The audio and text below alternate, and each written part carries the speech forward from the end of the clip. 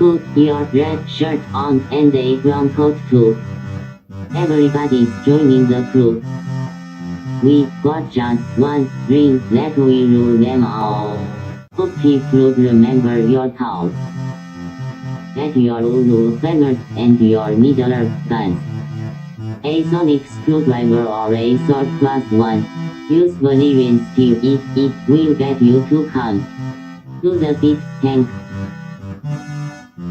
To the pit, tank. The Rocky Mountain pit, tank.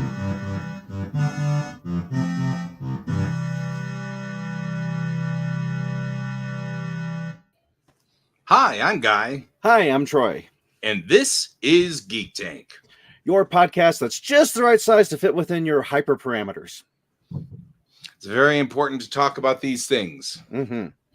So you may have noticed there's no Alex on here. Yeah, I noticed. Usually Yes. there's Alex below me, and then I just kick him a little bit, and then he punches you right in the nutsack, and then it's just the end of everything. Just really gets ugly. Yep.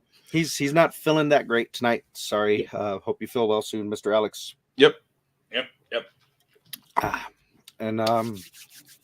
So in any case, that means we can dive into some different stuff that he might have found boring, or maybe not. I don't know. Or maybe not. Or we might find it boring and we'll fall asleep while talking about it. Yeah, I'm just gonna leave. Right. Hello, Brent. Wait. I'm gonna add him to the thing real quick. Sure. Oh, that thing. I see. Yeah. I just like adding him to the thing. Okay. So in any case, I'd like to talk about last Saturday. Yep. Last Saturday is our D&D night. I run a D&D game for 6 of my buddies, and Guy is one of those that I still consider a buddy. And Guy had a very clever idea that he put into practice. The game has been going on for just over 2 years, I think. Yes. And music has been a big part of it, particularly like soundtracks to scenes and soundtrack music for each character and for the villains and such. So like when one song would start, if you recognized it was the song that played for the villain like a few months ago, you're like, oh no, that's the villain's song. He's going to be showing up soon. Right. So Guy's playing a bard, but Guy himself is not so much a bard. You are a singer bardy, to a degree, but I'm not totally bardy. But you're definitely not a female tiefling bard.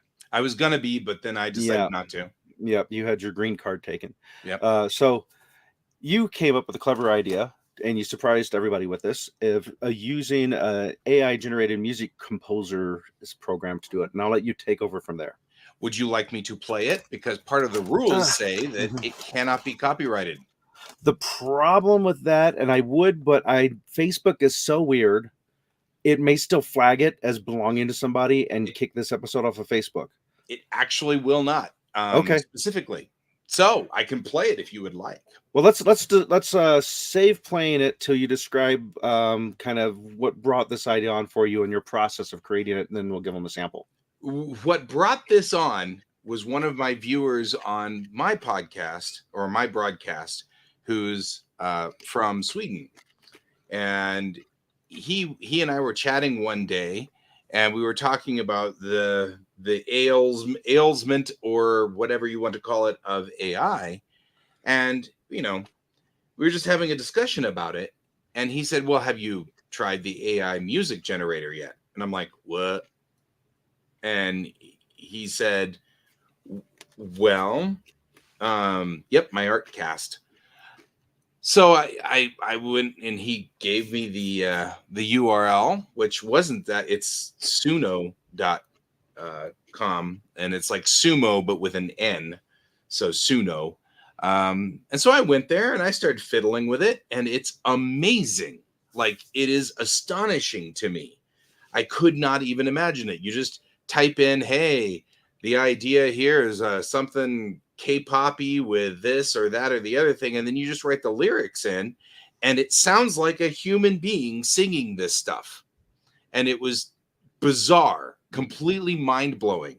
But then my first thought that went through my brain was, I'm going to have to make songs for my character, because this is amazing to me. And if you've never heard it, this is one of the reasons why I wanted to play my song, because if you've never heard it, you'll think, oh, okay, so it's kind of like, plinky plinky things like that and whatever. And it's not. It sounds like I got a little band together and they sang my little song. And it's just completely mind-blowing. Mm-hmm. And and so now that's why it was like giving that lead up. I would like to try to play a little bit of it. Right. I think you should skip to just before the lyrics start and probably only do about 20-30 seconds of it, because what is it, 3 minutes, 2 minutes? It is. Yes. But we'll have to bring it up first. Yeah. Which, cue it up. All right. It's too bad I can't play the closing credits with that song over it for The problem, of course, is it's like all AI. Yeah. I have no idea whether this is actually going to work or not. Let me see.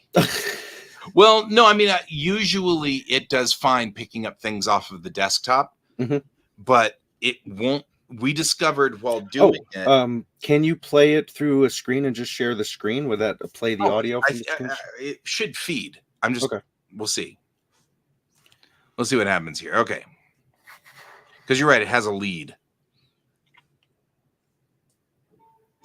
Can you hear it?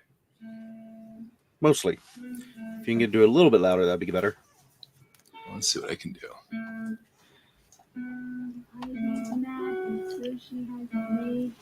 So a little backstory real quick. Guy's playing a tiefling bard who's not really all there maturity-wise. We can hear it now, right? Yeah, it's a little distorted, but I can hear it. Ivy hates her mom. She's such a stupid head. Ivy hates her sister. She has a dumb name like Lily. Evening, Bob. I'll catch you up in a minute. So, in case you weren't able to hear that, the lyrics was, Ivy hates her mom. She's such a stupid head. Ivy hates her sister. And I missed the She has a dumb name like Lily. Like Lily. Which, of course, when I first created it, I'm like, oh, I'm just going to do a typical Ivy song. Then I said, well, if I do that, though, I need to add pieces that tie to the game so that people will go, wait a minute, because as you can hear, and I'm assuming you guys could hear it pretty well, it doesn't sound like it's machine generated at all. It sounds like a duet of pretty much effectively, because of course this is who I sort of model a lot of Ivy's thought process after. It sounds like Garfunkel and Oates, because in my head, Ivy sounds a lot like Kate Micucci, which if we were making this a movie, that's who we would cast. Yeah, if I were to put Ivy in a movie, it'd be Kate Micucci. That's just the way it goes, because that's the way I see everything kind of going with her. So that's kind of the concept that I was coming up with, but I had to add things in there so that it would become very clear very quickly that this was specifically made for this game. Right. But I think so the lyric wise, how much of the lyrics did it generate, and then how much did you have to go in and tweak? It generated 0 lyrics itself. I wrote everything. Oh, okay. So you have the option of having it generate lyrics using ChatGPT, or you can click the little button that says custom and then type your own lyrics in. Okay. I didn't want to use ChatGPT's version of anything. It never does anything that I wanted to do anyway. I in the past, I have tried to do Ivy songs using ChatGPT. And I mean, I can get kind of close to what I'm looking for by telling it to write in the style of Mantis from Guardians of the Galaxy. But even Mantis isn't quite where we're headed. You know what I mean? Like, so I ended up just having to write it myself.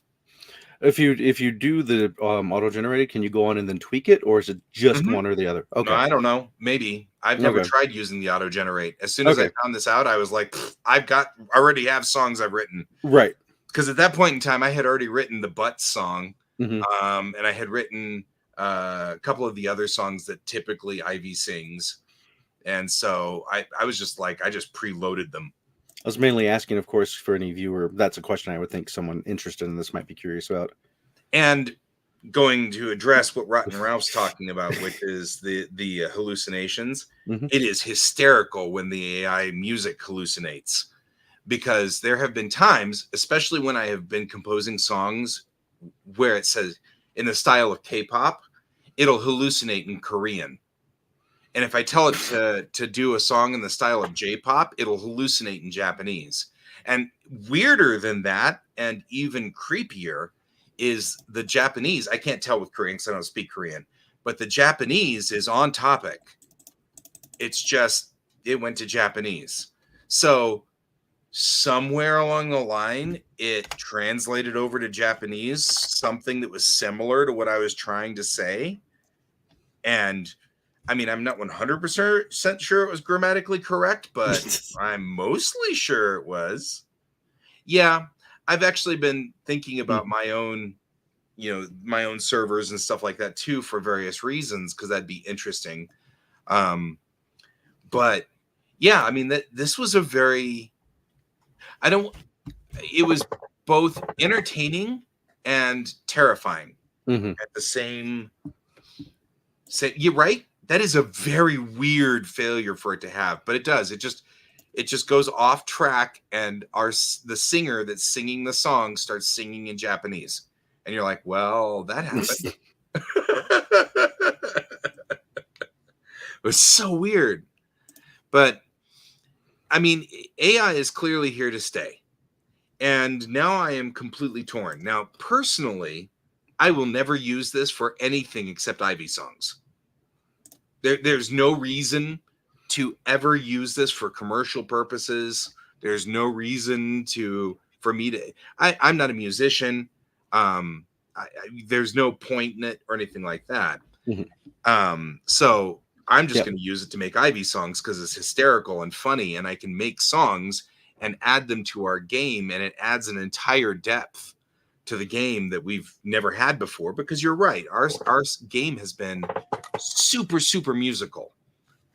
Typically, though, Troy has found, a cover of a common song that we all know that fits the theme of D&D, right? The style of music, the style that fits a little bit better. Although we have wandered off of that a little bit from time to time to more of a, more rock or whatever, because obviously there's only so much you can do with finding, that would on Liars, and that would usually be other players would look up that stuff because they don't have the dedication that I have for looking for the right piece. And there was one time I had rock, and that was when you were fighting your dad because your dad's a freaking hell demon, and it made sense that rock and roll would be the music that would play for him.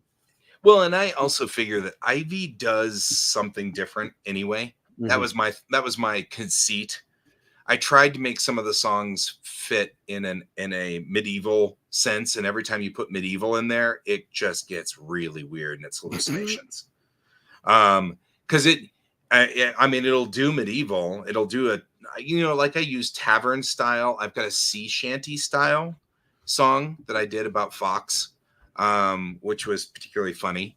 I've been building songs for a while now. Every time we delay the game one more week, I'm like, well, time to make another song, I guess, So I have a ton of them now, all these little Ivy songs. Middle English, maybe. It does influence it by the language. I've noticed that. If you write certain words, it'll change the music to fit that. So it's not just the prompt, because there's a prompt line and then there's your custom dialogue line or box. So the lousy 50s horror clips, that's awesome.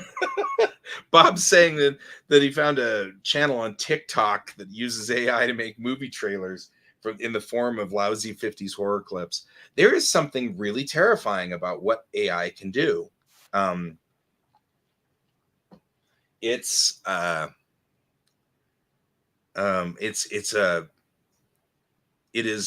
a very interesting, and like I said, I am both entertained and terrified out of my gourd.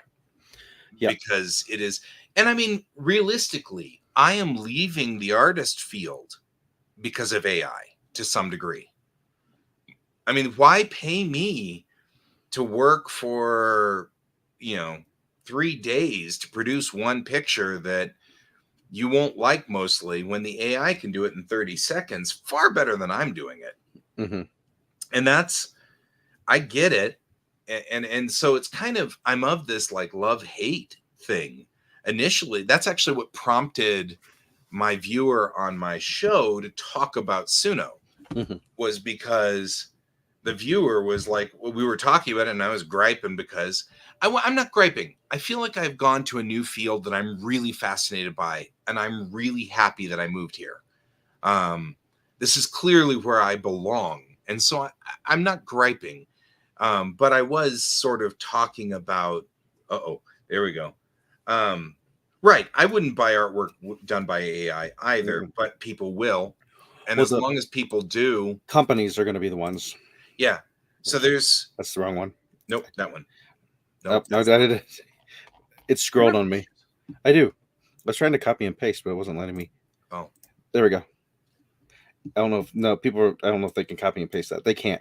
You know what? Let's put that actually in our Facebook feed so people can just click on it and make it easier. Bob already put it in the Facebook feed. Oh, okay. Cool. Thank you. Bob's in the Facebook channel. Oh, well, there you go. If you want to click it, you got to go to the exclusive Facebook feed. Our exclusive Facebook feed. It'll cost you exactly nothing. Yeah, So. Exactly nothing in our Facebook channel. But so the question, companies are the ones who are going to be, I guess I'd say, reverse profiting off of this, because they're going to not pay a higher amount to an actual person. They're going to pay a lower amount to license the product, the program, to then crank out what they're after. So that's where I think we're going to see the loss in the job market, is the ones who are making the end result content are the ones who are doing it.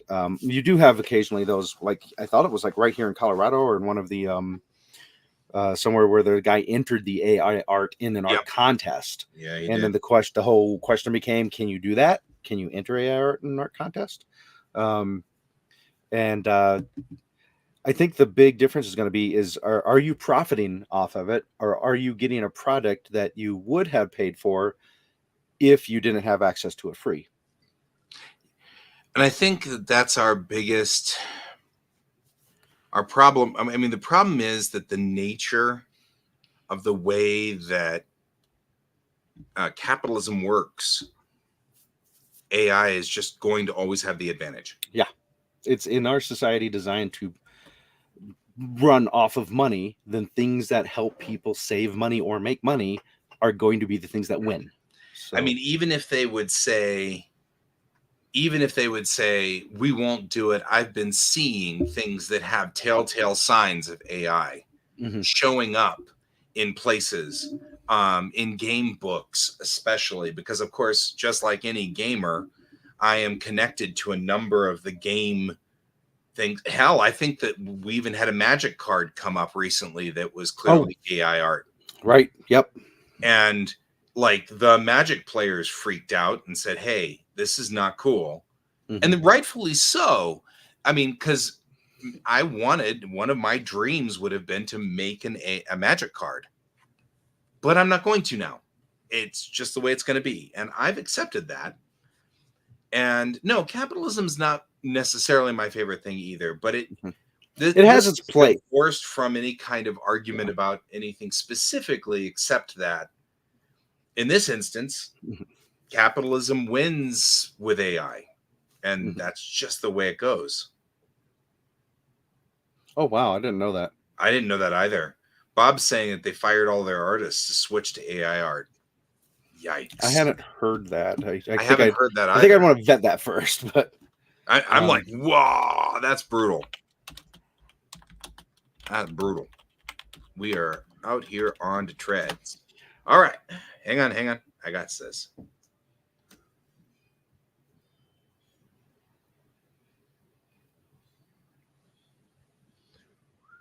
So the brief little thing I found here is they clarified saying that they are strongly against using AI art in the final draft of work, but it no longer promises to ban it in all steps of the work. Which that's a grayish area, I think, to work with. That's what they're saying, is that they're they're willing to do it. Yeah, it's kind of like you can use it to get started, but you need to finish it in some way. Or so I don't know what their deal is, but it's crazy. And it's that I mean, really, art. I would say, for the most part, of course, art is subjective, but most people are attracted to art for whatever reasons because of that human element, typically. So That's the a artist who huge freaking thing, but I finally got it. nice. That's what she said. So, but the thing is, you connect with the artist through the song. Like the lyrics might really match something in the way you feel or experience you've had. You look at a painting and something from it speaks to you, and that's you're connecting to that human element.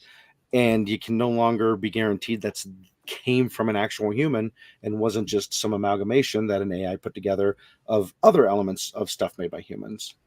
So it's a messy place for us to be going with art. And on top of it, Nick, my oldest son, was actually talking about this with his brother today about how there's just so much media out there. And they were specifically talking about just music in general, but it covered everything: TV shows, movies, YouTube channels. There's just so much out there, and we're constantly getting more at a rate so fast you could not keep up with it. And now, if we're going to be having AI art, AI music, AI TV shows, AI movies, and such coming out, there's just going to be so many things out there. It's going to be hard to keep up with everything. And I think a lot of people are just going to get burned out on it. Yeah. An error has occurred. Wait a moment, then try again. You know what? I'm not pushed. Did you break something? No, I tried to post it. It posted it did post correctly Bob's link to YouTube and Twitch, and then it looks like it completely freaked out on something going on our channel. So, but it's on the Facebook side, which that's where Bob posted the original post. So you can just go back and look at the original one that Bob posted. So there you go. I have that on my reading list. Yes, I have read Blink by Malcolm Gladwell. It's in fact right over here. I'm like, wait, well, it's behind all of these stacks of DVD or CDs, but you'll have to trust me. Yeah, I have Blink by Malcolm Gladwell right there. I believe mine's upstairs somewhere next to the Rat Queens. Right? Yeah, but it is absolutely closer to forgery. It is closer to it is absolutely stealing. It is absolutely thievery. I don't know. I mean, I can see an argument for things like covers. You do covers of a song. Okay, that's not a thievery or a stealing, but you didn't actually compose the song. Someone else did. And there's room to kind of think of it that way. The problem, I think the real question we have to come up with is, where's the human factor on this? The thing about AI that is actually offensive to all of us is that it's not a human. Because drawing parallels, one can argue that as an artist, I pull from other people's art styles to make my art style. So one could argue that it's the same thing as AI. And I've heard this argument. People have used this argument, is that, an artist pulls from everybody else and makes their own version of it. AI is pulling from everybody else and making their own version of it. But but you don't actually go and take someone else's art and trace a portion of it and then take another part. That's not what AI is doing either. It's not taking pieces of it and like photoshopping it together. It's using an algorithm to generate things that are similar in the style of. And that's the problem, is that it does start to sound similar to what an artist would do, and that I can see that argument. And that the problem that I've got with it is, from that point of view, it's hard to make that, and that's going to become the legal distinction. That's going to be where the law has to fall down on this, is go, well, then we can no longer allow artists to be inspired by anybody. You know what I mean? They're going to end The up difference is if black you and can white can you sort of can you font. argue the human brain is exactly the same as a CPU, because you're But taking this stuff and cramming all the algorithms in there, which is way more complex than you looking at something and your brain processing it.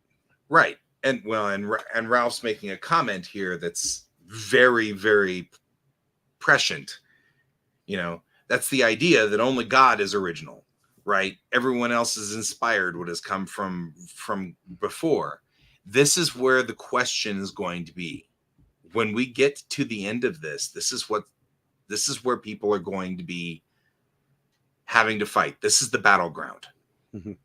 I mean, I'm not advocating anything here. I'm not, because personally, I'm humored and offended at the same time. If that makes any sense.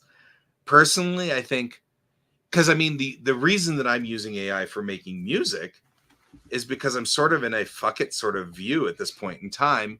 It's already trashed my Dream, career choice. the dream that you were chasing. Yeah, it just blew away my entire career choice. Just wiped it out. And so, and of course, you'd never want to use these things for any of that stuff. But then again, the arguments that are being made, devoid of the emotion, I can see a real problem with it. Like a problem discounting it, because somewhere the only final commentary is going to be, do we allow derivatives in our culture? You know, the Mona Lisa has two other versions of the Mona Lisa that are identical, because Michelangelo, no, I've forgotten. My art teacher's crying right now because my brain just won't pull it up. But had the artist had two students who literally copied it, and the only way you can tell is there's a slight variation in the background. By the way, it was done with the turtle with the two swords. Leonardo, that's it. Da Vinci. Yeah. I was gonna say Da Vinci, and then I was like, I go to Da Vinci for everything because I love Da Vinci. So I was like, there is no way this could possibly have been done by Da Vinci, because that's just who I always pick. But I mean, and Ralph's making comments here. The arguments from lawyers or engineers is going to be a different thing. Also true. But I have fed into Midjourney out of curiosity various things just to see if it could pull it off back before Midjourney started charging, because I wasn't going to pay money for it. I'm offended by that. But I mean, like things like I tried to get it to do a Klingon bird of prey, and it did a bird of prey as a spaceship in a design I've never seen before, and it was fascinating. But I've never seen anything like it. Certainly nothing in Star Trek. I've never seen anything in any of the mainstream. And it's not like they glued the wings of a bird of prey onto the body of an X-wing fighter with, it doesn't look like anything I have ever seen, which is what terrifies me about it. That's completely new. There's nothing. I mean, I could see stylizations of things, but if I were to have traced that picture and released it as my artwork, nobody would be able to tell. Especially if I traced it and overwrote some of the obvious AI problems. For example, if I were to have it, you can feed an image. So if I were to feed, I've done a painting of my character, which I used for her portrait. And it was one of those, I spent 15 hours on that painting, working that painting. And I'm really proud of that painting. It's really good. It's a very lovely, but I can feed it into Midjourney and tell Midjourney to produce a picture of that character eating a chicken leg. And it will create in that style, in my style, a picture of the character eating a chicken leg that I didn't make. And if nothing else, that's almost useful. You know what else is useful is if you could feed in the what I'm going to say next into your song thing and make lyrics, turn this into lyrics for a song. Yeah, I could, but it would take time because instead you could still is sponsored by Kieran Games, Geekway Homes, and the Massage Wizard, and your mom. See, there's no way it would ever do that. No, I'm just saying. It's got better taste, way better taste than we do. So, what I was going to suggest, and I actually had this idea a few months ago when you were talking about this, because you and I were talking about you plugging Ivy into there, and then just you could say Ivy on a horse. I'm curious, yeah. And I was thinking, I kind of want to take it and do a comic strip with our characters and just use the AI to create the artwork, and then I will just plug in what we've done in our game, so it will be a journal, a visual journal of the game. Opposed to that, like I said, for D&D, I don't care. We're not charging money for it. Off of it. No. We're not selling it. We're not putting it anywhere. I'm just sharing the story. It.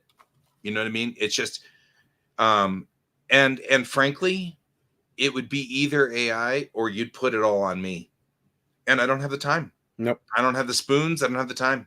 Or it's all stick figures and I do it.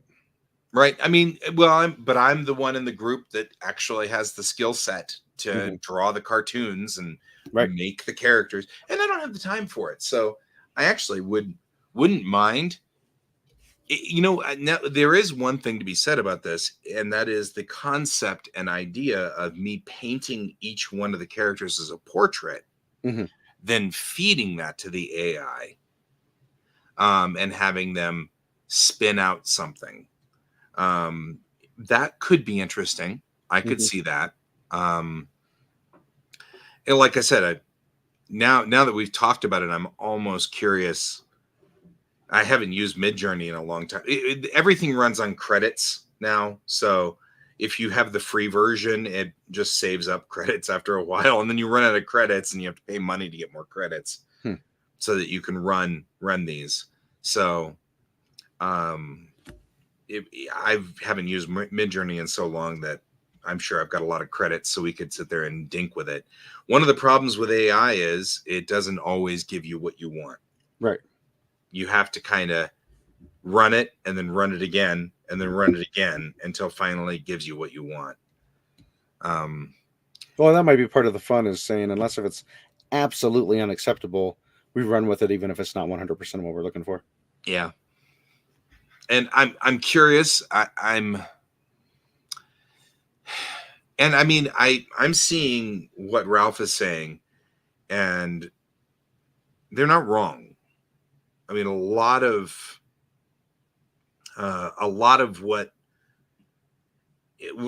this is that there are people who are really going to hurt because of AI. I'm not alone. I jumped ship because there's no way. Yeah, the few people who have used me in the past for artwork will continue to do so because they prefer to have my hand in it. But it is all now a courtesy. They don't have to. No one has to. And there never will be a way to force AI to do this because it's all open source. It's all out there. There's no way to make a law that says you are required to use an actual human for this. The only hope we have is what Ralph was talking about, which is all of us saying we're not doing this. But unfortunately, Ralph, you, me, Brent, Bob, we'll all do that. We'll all say we're not doing this. But now I'm going to go do it. No, Watsy's going to anyway. No, yeah, the people who are going to benefit monetarily off of it, they're not going to. They're not going to back down, or they're going to do it super sneakily. Well, and I'm already seeing, because because I'm still on job boards for artists because Mm-hmm. I haven't switched my job boards over to be anthropology yet. So I'm already seeing on the job boards, I'm already seeing, AI retouch artist, where they're going to run the picture through AI and then they're going to have you erase the extra fingers. And that's your job, right? Right. Your What's your job job? is to erase the extra fingers. I removed the because extra fingers. That's it. I mean, like, that's literally going to be what they're going to make you do. And they're going to hire an artist. They're going to generate 700 pictures today. And your job is to pull out the extra fingers and correct the irises and all of the things so it no longer looks like an AI generated picture, but it looks like an actual artist touched it. And you know what? There will be people who will take that job Mm-hmm. because it's work. And they're not going to get their work anywhere else. And it's going to be exactly like, And they have to eat. and you're right, it's going to be like someone who is a 5-star Michelin chef being forced to work at McDonald's Mhm. because it's at least in the field. And that's the part that I think. So that's Makes not the me only field that sad. that's the field that's getting the most notice right now. Something I'd found out is my wife's company is really looking into using AI because they get customers who call in with needing tech support. Yep. And when it's the same question over and over again, having an AI being able to tell the person to turn it off and on again is cheaper than having a real person telling them to turn it off and on again. Yep. And then eventually, if the whatever the problem is so complex that the AI can't use its algorithm to fix it, then it boots you to a real person. It's also looking at using AI because they will come up with writing code, and the code will break down at some point, and it takes forever for real people to go in and figure out where it broke down. Whereas you can have AI just run it through all the possible scenarios really fast and go, here's where your problem is. Yeah. So That's the one that I know nothing of programming. That's not a field that I tried to get into it when I was younger, and my brain just isn't program codey. But that's the one where I feel for my child, because my child is into coding. And really, honestly, ChatGPT with each generation is getting cleaner with its code to the point where I'm seeing actual coders out there going, I fixed up my code last night by running it through ChatGPT. Yep. And I'm like, so we're no longer doing the, oh yeah, and the AI hallucinated, and now my PC is spitting out, pictures of porn pictures all day long because it went and searched them on the internet. And all I was doing was building a home maintenance program. You can't patent the code, but you can patent the program. That's the problem. It's the same thing with the picture. You can't patent the picture made by AI, but if I go through and take out the extra fingers, then I can patent it myself, technically. Copyright law says that it must be a 10% change.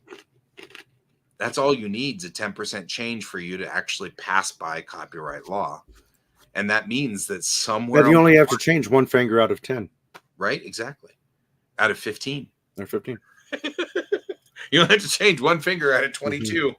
And that was just on one human. Right. That's the other thing that bothers me, Ralph. But again, not my field. Ralph's saying that the engineers who wrote the algorithms don't know what's happening inside the code, and she's right. Like, that's the biggest issue I've got, is like, they don't know what's happening. You just gave it to Hal and hope that Hal's not insane.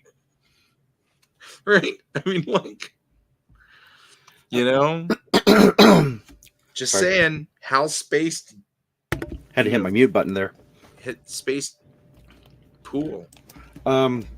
Speaking of AI, I don't know what the outcome was, but I'm sure you heard about the person who worked for Tesla who died in like Evergreen on the AI auto drive. Oh, yeah. Maybe not. Let me back up a little bit here to make sure I get all my names right and stuff. But that was a weird one. It was supposed to have been testing it. There we go. Yep. Tesla sued after employee killed in Colorado.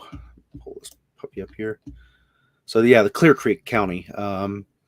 So what had happened is the God, I want to find his Hans Christopher von Ohein, 33 years old, Oh, driving a 2021 Tesla Model 3 when the car veered off the right shoulder, Upper Bear Creek Road, and struck a tree head-on, caught on fire. He had a passenger with him who did survive and got out of the car, but the driver was stuck and couldn't get out, and because it caught on fire, died. Because of how hot cars burn that are electrical, when they burn, they could not get any of the black box out of it, basically. mhm. So there's no data saying what went wrong. What the passenger said is, yes, they'd been drinking and they were going golfing, and on the way to the golf course, the driver was using the AI guided driving, but it kept trying to steer off the road because it was missing the lines on the road, and so he kept having to correct it.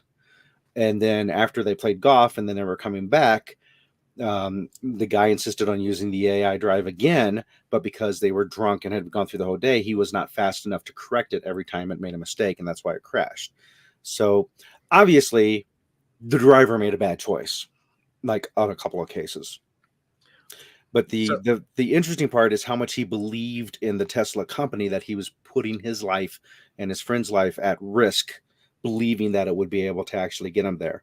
The thing that I found super irritating, because I back before I knew anything about really Elon Musk, I used to think, oh, he seems pretty cool. Now I despise him.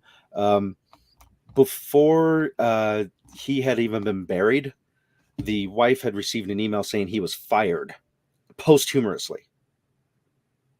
And it's kind of like, can you do that? Can you fire somebody after they're dead? And are they doing that to prevent some kind of benefits, something? I don't know what was going on there, but the whole thing sounded really bad. So. Ralph, just as a side note, you can put out the fires for electric cars, but you need a special phone. Yeah, firefighters hate it because you have to now have another thing that you must have with you to do this, because you already have multiple ones because you have to deal with fires and stuff. So. This is one of those things. Now, the statement that you just put on about Elon Musk or about Tesla firing him posthumously, that's weird. I don't even know what that's about. Me neither. Except that I think that that's just so that Tesla won't have to make a payout for it. However, here is a problem that I'm running into specifically with this particular thing. And that is the auto drive stuff is coming along the around the bend as well. And the saddest part is, in the very beginning when auto drive came out, there was a lot of news stories about the accidents. And one of the biggest things that was, this is horrible. There are all these accidents. We can't have auto drive. You'll have to make laws against it.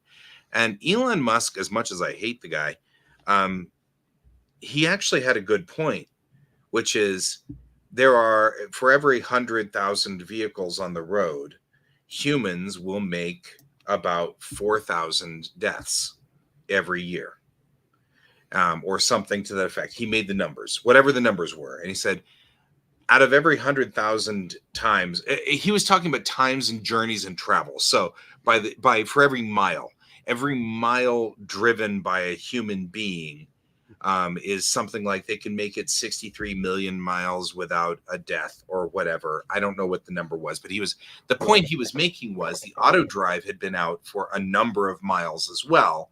And for each mile that it had successfully done it, it only had a fraction of the number of fatalities that humans do.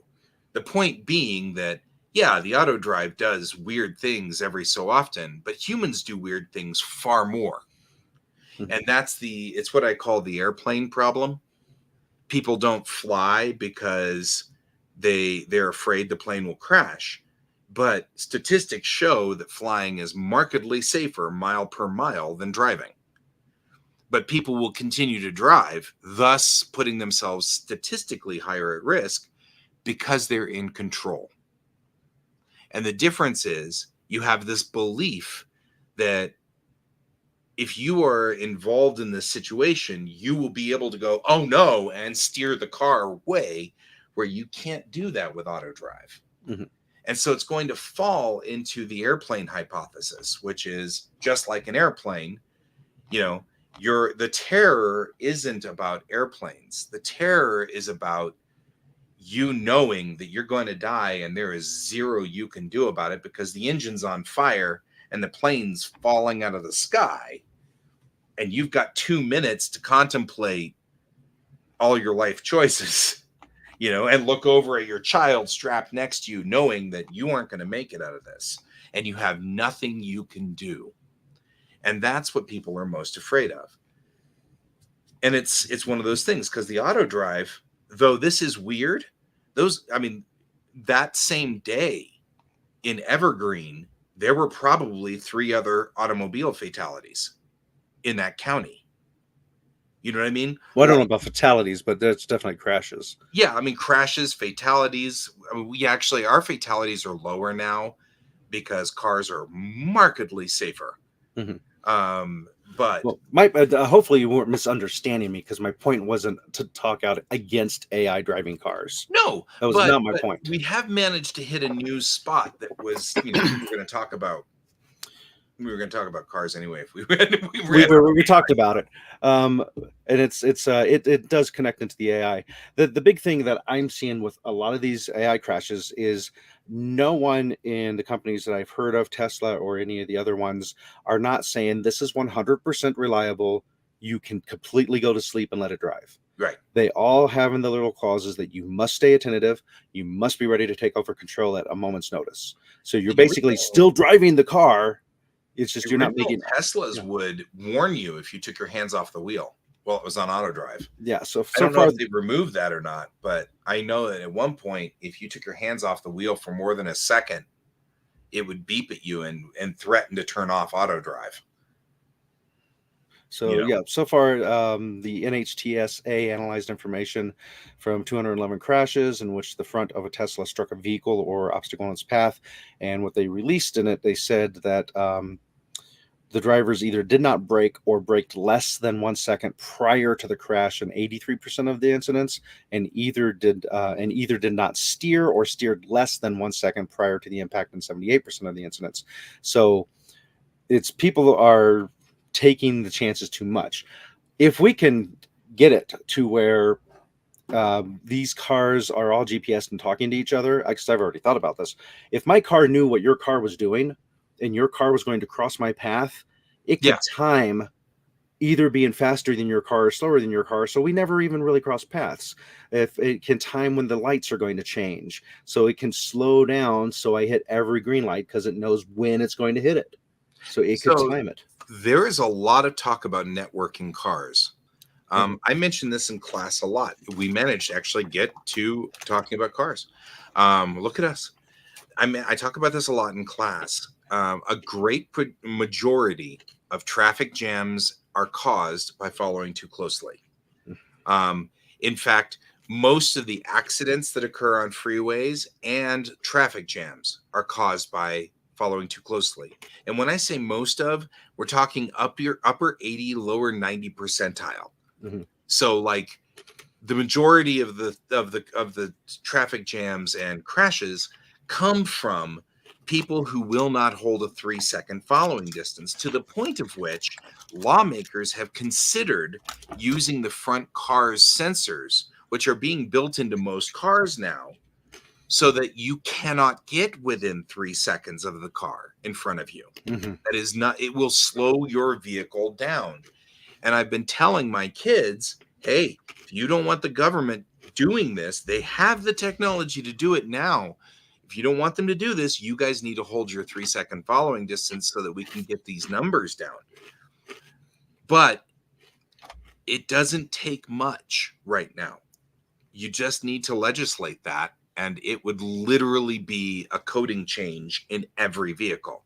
Mm-hmm. One small processor could go in there, and you could start having these cars that will not get within 3 seconds of a vehicle in front of it, and poof, you'd lose a lot of our rear-ending accidents and a lot of our following distance problems and traffic jams would go away. So like less than 3 hours ago on the way home, no more than like 15 seconds in front of me, I didn't see it because there were like 3 cars between me and where it happened. Someone rear-ended somebody else. Yep. And the cars in front of me, of course, all started braking very quickly. I had my 3 seconds, so I probably had like brake normally. I probably had like 4 seconds, but I remember saying to the family, "Hey, hang on," because as I'm braking, my habit I love to teach everybody is whenever your foot touches your brake, your eyes look in the rearview mirror.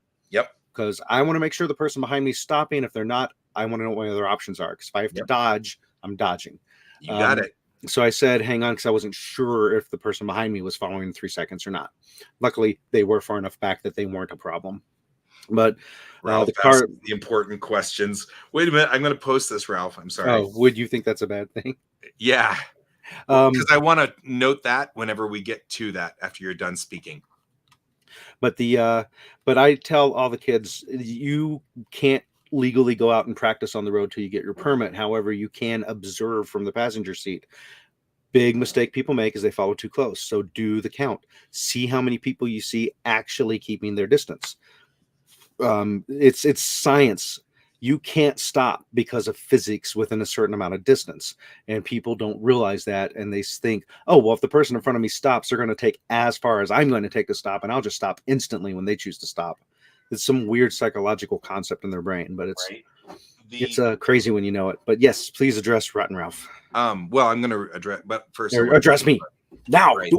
The average passenger car takes 200 feet to come to a stop from 55 miles an hour. Just saying that, I'm not going to mention why I know that information or what you should know that for. But I'm looking pointedly at all of my students specifically. Anyway, Ralph, I wouldn't. I'm just saying, I think that wouldn't be a bad idea.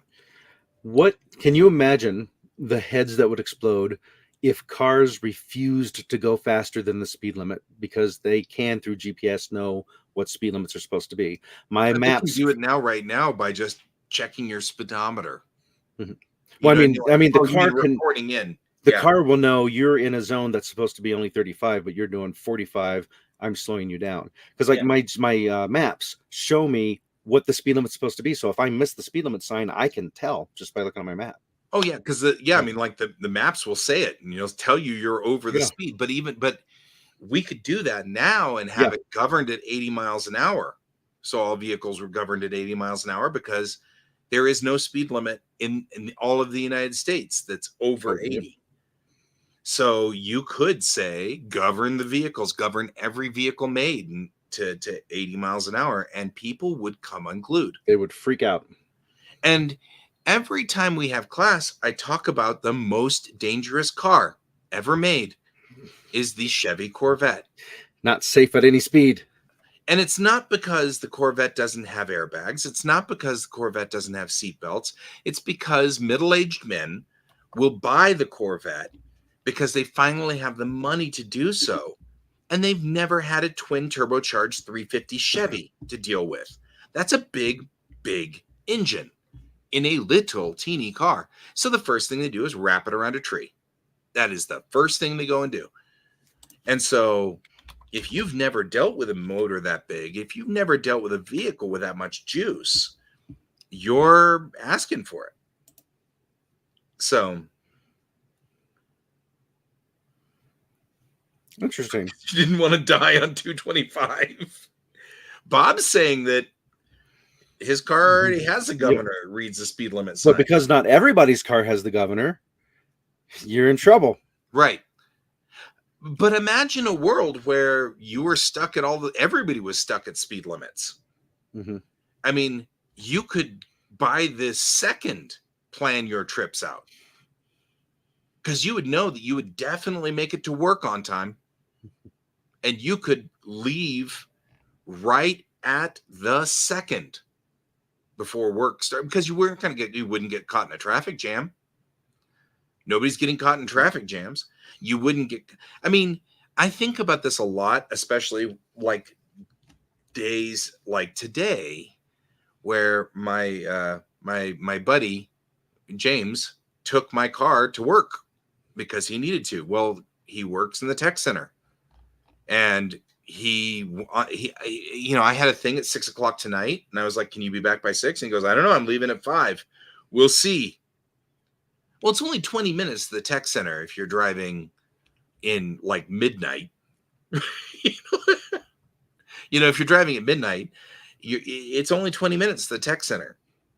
But if you're driving in rush hour, it can be anywhere from 45 minutes to an hour and a half, depending on how I-25 wants to get around to it. Ralph, I feel you in my bones on that one. I completely agree. It is rough. Driving is a difficult thing. Someday, Troy and I are going to have to do entire things on how to drive properly. Mm-hmm. We're talking about doing a podcast that's we're thinking about doing separate, a podcast. Since we're both driving instructors and share the same views on a lot of stuff. But we'd have to change that because we have no conflict. We'd have to fabricate conflict to make. What we could do is we could do driving and TV shows so that we can conflict on the TV show. Right. Horror movies, driving in horror movies, so that we can have arguments there. So, we were just white noise TV watching while having a conversation tonight, and Fast and the Furious 6 was on, and I'm like, no, you guys have to watch this because the physics is so hilarious. And they're like, it's gonna be stupid. And then when it happened, they're like, no, you're right, this is hilariously, it's worth it because of how stupid it is. I'm gonna do the Driver's Ed YouTube channel. I'm going to probably try that this summer. Mm-hmm. It requires a little bit of prep work. So there's a reason why Brent's talking about, I was and still am going to do a YouTube, hey, here's some good pointers, technique things, just stuff. And I've gotten permission from my company to do it because they're like, you're not talking to kids, right? You're talking to adults. I'm like, yep. Mm-hmm. Yeah, that's totally fair, Ralph. That's the way it should be. I get that. I think that's wise of you, and I admire it. I love to drive because I love vehicles and I love machines. So it makes it, I dread the day that I'm going to have to stop because I know there will be one. There's a day in the future somewhere where somebody's going to come up to me and go, Guy, you just have to give me your keys. And I'm going to be so sad. I mean, and I inherited it from my father. He and I, that's the one time in the last 20 years that he and I actually got into an argument and yelled at each other, was because I said, Dad, there will be a day when I'm going to have to take away your keys. And he's like, what now? You're going to take my keys away from me now? Am I too old for you now? You can have my keys when you can pry from my cold dead hands. Mad. Yeah. And it was like, he was really angry, and I didn't understand it until I started thinking about me not being able to drive. And I'm like, oh, I get it. Like, it's not a matter of freedom for me. I can go anywhere on a train or a bus. If I want to go to Troy's house, I can get a ride from somebody. Mm-hmm. I love the feel of a vehicle. I love the feel of a car. I love driving the car. I love that feel. And it's a machine. I love riding in airplanes. I love riding in boats. I love riding in trains.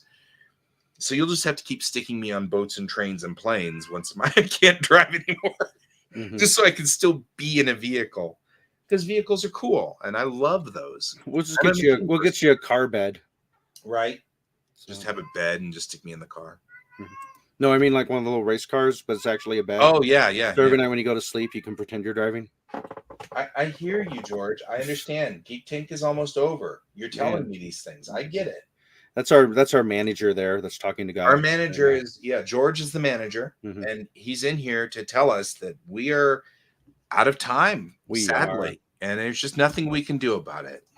No, because George will scratch you if you don't do it right. I know. I mean, what do you do? Yeah. What do you do? Well, thanks everybody for participating in this. It definitely makes it a more fun show with interaction with the audience. Oh, yeah. And you guys have been so awesome. Mm-hmm. It was like, I mean, like the comments you've made and things like that have been really spot on.